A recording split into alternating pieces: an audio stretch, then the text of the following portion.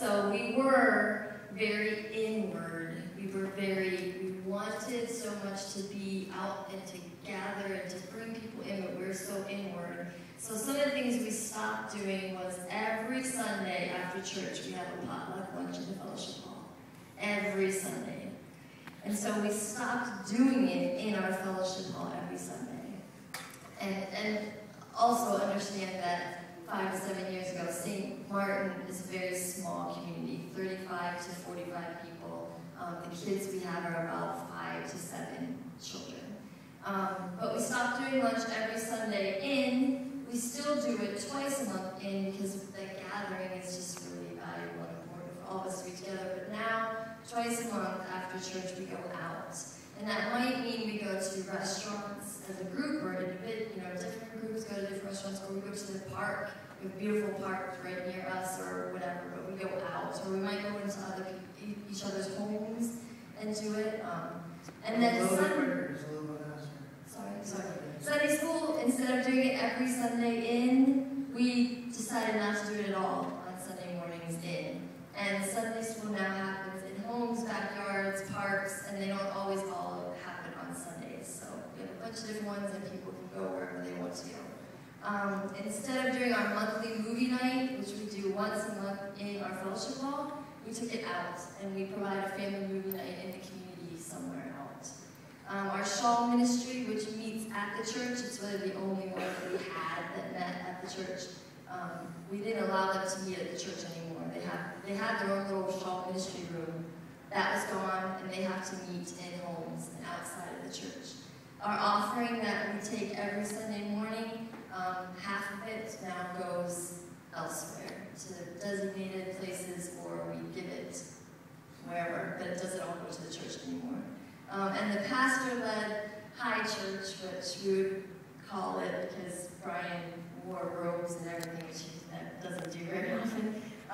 Instead of doing that every week, once a month we do a lay-led worship. And it doesn't always happen in the sanctuary. Sometimes it happens in the parking lot, sometimes in the fellowship hall, but those are some of the things that we stopped.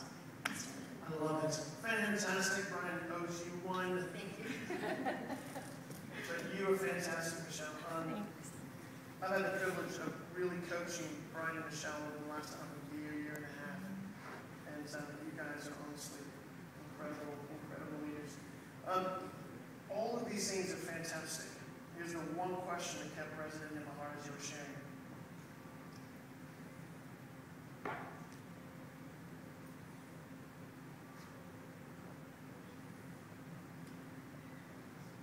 Now, you don't have Brian here, so I know this is largely you just kind of trying to work through all this without partnership. That's very difficult.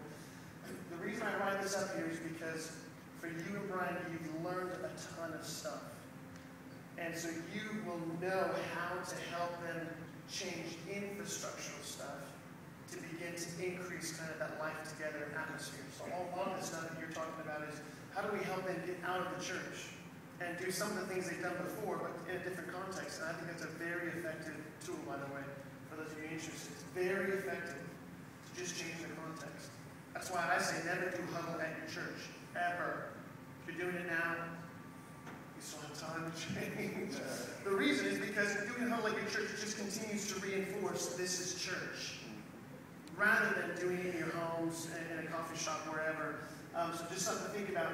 I would ask the question, how are you and Brian, if you're going to get to a place where church isn't defined by the walls of your church, the way that's going to begin is by you inviting them into a new lifestyle.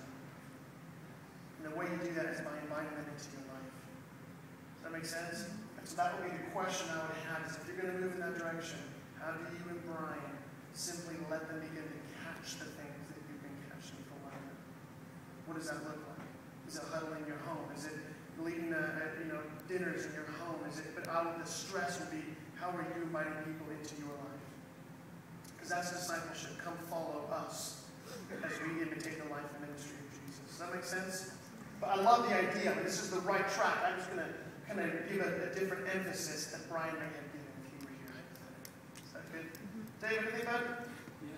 These over here, when we first started talking about him before you put on the board, my guess would be that these look very inward focused now. They were started as outward-focused activities.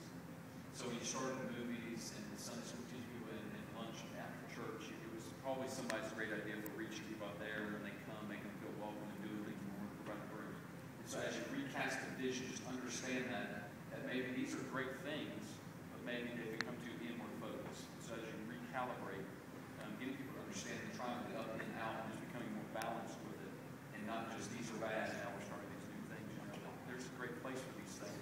They just are functioning as an inward, and we're not doing any out with it. So let's just balance that out and start some more out programs as well. I like that. Very insightful. Ready to back? No. All right, let's get Hey. going.